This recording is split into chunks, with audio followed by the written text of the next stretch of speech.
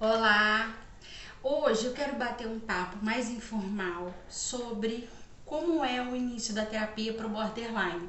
Algumas coisas que eu observo nos meus pacientes, que é padrão, assim, que sempre acontece, e você que de repente está começando, está pensando em fazer terapia, teve um diagnóstico de que é borderline, está procurando encontrar informação sobre isso e está com medo de começar a fazer terapia, o que será que vai acontecer, né? O que é falado, como se trabalha isso no ambiente terapêutico, né? Qual é o processo. Eu vou falar um pouco disso para você ter uma noção do que vai acontecer e como você vai se sentir dentro desses primeiros meses aí de terapia, ok? Vamos falar sobre isso. Eu sou Carla Nascimento, sou psicóloga, mestre em psicologia do desenvolvimento e sou especializada no transtorno borderline e transtorno narcisista. Se você não conhece o meu canal, se inscreve, clica no sininho para receber notificação, porque sempre tem vídeo novo toda semana. E eu tenho colocado bastante conteúdo aí sobre o transtorno borderline, os seus relacionamentos, né, casamento, relação afetiva também, como lidar, né, com o que acontece na terapia de casal quando um dos dois é borderline. Tem vídeos aí interessantes. Vamos falar então como é esse início de terapia para o borderline. Primeiro, o borderline ele chega na terapia muito desconfiado. Ele quer ter certeza de que o terapeuta ele entende o que é um transtorno borderline, porque geralmente ele não encontra alguém com facilidade que seja especialista no transtorno borderline. Então ele precisa sentir essa segurança, porque ele vai falar de sentimentos, de comportamentos que não é todo mundo que tem. E se aquela pessoa não, se aquele terapeuta não é especializado, ele vai ter dificuldade para dar um feedback, ele vai ter dificuldade para fazer uma interpretação daquilo ali. Porque ele precisa entender o que se passa na mente de alguém que tem um borderline. Não é o mesmo raciocínio de uma pessoa que tem autodomínio emocional. Então, o borderline às vezes ele tem atitudes muito impulsivas, muito agressivas, ou fica muito deprimido. Então, ele precisa sentir isso. Então, nas primeiras sessões, ele fica muito questionando, investigando, querendo saber se você realmente entende o que é um transtorno borderline.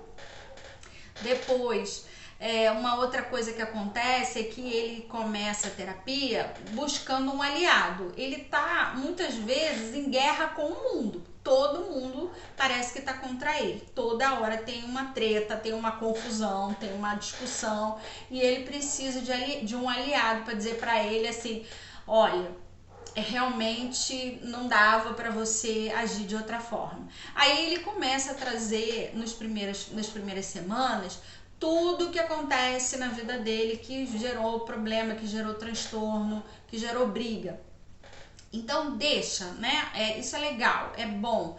É como se a gente estivesse abrindo um armário que tá todo bagunçado, aí você põe tudo em cima da cama e quer ver o que você vai ficar, o que você não vai ficar. Então deixa botar tudo pra fora, porque é a hora que ele tá querendo dizer assim: olha, você tá vendo como é que a minha vida é difícil?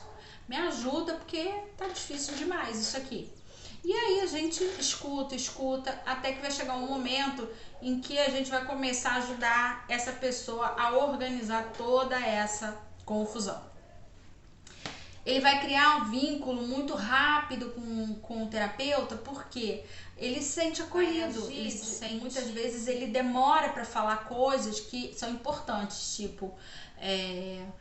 todo dia eu bebo, né? Eu tomo medicação, mas eu bebo bebida alcoólica. Todo dia eu fumo muito e isso me deixa mais ansioso, porque eu não consigo parar de fumar. E ele leva um tempo para ele contar que ele tá fazendo algo que tá atrapalhando o tratamento, mas tudo bem.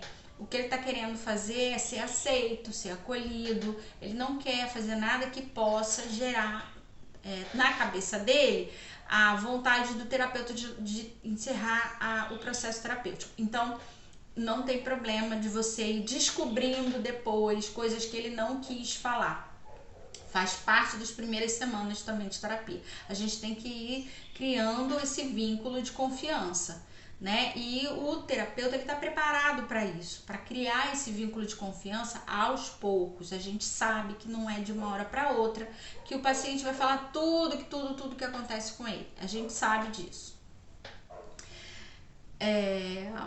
O borderline, ele demora muito para escutar, né? Tem pessoas que entram na terapia com muita angústia, querendo ajuda mesmo, assim, me diz o que é que eu faço. Então, escuta mais o terapeuta. O borderline, ele demora mais para escutar, porque ele tá querendo, muitas vezes, encontrar um aliado que diga para ele, olha, não tinha outro jeito de você fazer, porque olha como sua mãe te trata, olha como seu marido te trata. E nós, psicólogos, não vamos fazer isso. A gente vai sempre tentar ajudar ele a ver o lado da outra pessoa. Por que a outra pessoa está agindo assim, né? Que tem uma outra forma de lidar. A gente vai tentar por aí. E ele não vai dar ouvidos, ele vai falar. Muitas vezes fala sem parar. Você tem dificuldade até para cortar a fala para você poder fazer uma intervenção ali. E ele não vai dar muito ouvido. Vai chegar uma hora que, conforme você vai interpretando, né, o borderline, ele vai, algumas palavras ele vai pegando, né, você, dependendo da sua da abordagem daquele terapeuta, a gente faz técnicas que sensibilizam mais, perguntas, e aí ele vai começando a ter insights. Nessa hora que ele começa a ter insights, é a hora que ele começa a te ouvir, e é a hora que ele vai começar a ver o contexto dele de forma diferente. Então aí você sente que o processo está começando a caminhar. Mas aí, né, ele vai ficar mais calmo, ele vai reagir com menos agressividade em várias situações. Você vai começar a parabenizar ele porque ele está conseguindo fazer isso. Mas o que acaba muitas vezes acontecendo? Vem algum fato da vida inesperado, alguma situação que ele não está preparado para lidar. Uma morte, um luto, uma perda, uma mudança brusca na vida dele, e aí ele desestabiliza, ele pode desestabilizar, não conseguir lidar com aquilo, regredir, começar a usar padrões de relacionamento antigos, né, de carência afetiva, de dependência afetiva como um familiar, que ele já estava se libertando, ele pode regredir, e aí nessa hora em que ele meio que volta para o que ele era antes, ele pode abandonar a terapia, porque ele pode ficar cansativo, pode ficar penoso para ele continuar nesse processo de tanta mudança quando vem algo na vida dele que demanda muito emocional dele. E aí a gente não pode fazer nada, né? A gente só pode tentar mostrar para ele que isso faz parte da vida e que é mais uma coisa que tem que ser lidada, mas o borderline, ele fica muito estressado, cansado, exausto quando ele está tentando lidar com a vida dele do cotidiano e vem mais uma situação em cima disso que ele tem que dar mais atenção, que ele tem que lidar com o autodomínio dele para não explodir, para não se deprimir. Aí ele pode abandonar a terapia e voltar a fazer as coisas que ele fazia antes para se acalmar, infelizmente, né? Coisas que muitas vezes são autodestrutivas. Então, o que eu queria trazer nesse vídeo é que essas primeiras semanas, né, os primeiros 6 meses de terapia, no mínimo, assim, que eu vejo, né, são assim, tem altos e baixos, tem momentos muito bons, que você fica super feliz pelo paciente, tem momentos que você vê que ele regrediu um pouco, que ele não conseguiu, ele se deixa levar para algum gatilho, mas quando essa pessoa ela consegue ir persistindo, ela vai ganhando muito, porque ela começa a mudar um padrão de comportamento, principalmente as dependências emocionais que essa pessoa já estabeleceu com o marido, com mãe, com o irmão. Então ela começa a ter mais autonomia, mais autodomínio e sentir que ela pode viver se relacionando com as pessoas, mas sem tanta dependência do que o outro vai dizer dela, do que o outro vai fazer com ela, que isso vai afetar o seu emocional. Isso é muito legal, isso é possível, demanda tempo, muito exercício, mas é possível. É isso que eu queria falar hoje, um vídeo rápido. para quem está pensando em começar a terapia, é um momento assim de muito alívio, porque é um momento que você tem um espaço seguro para você falar de você e sem julgamento. Ninguém vai te julgar, ninguém vai tentar te mudar, te corrigir, dizer como você tem que ser. Só vai te ajudar a ver os lugares ali, as situações em que você pode trazer mais leveza para você, para não carregar tanto peso de tanta coisa.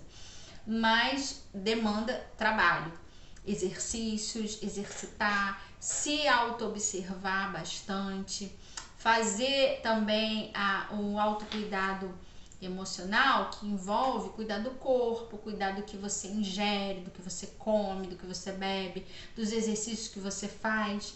Tudo isso junto vai te ajudar a ter força para lidar com tantas situações que demandam tanto seu emocional. Mas tem solução, tem saída, tem como ter uma vida mais leve, sim, fazendo terapia.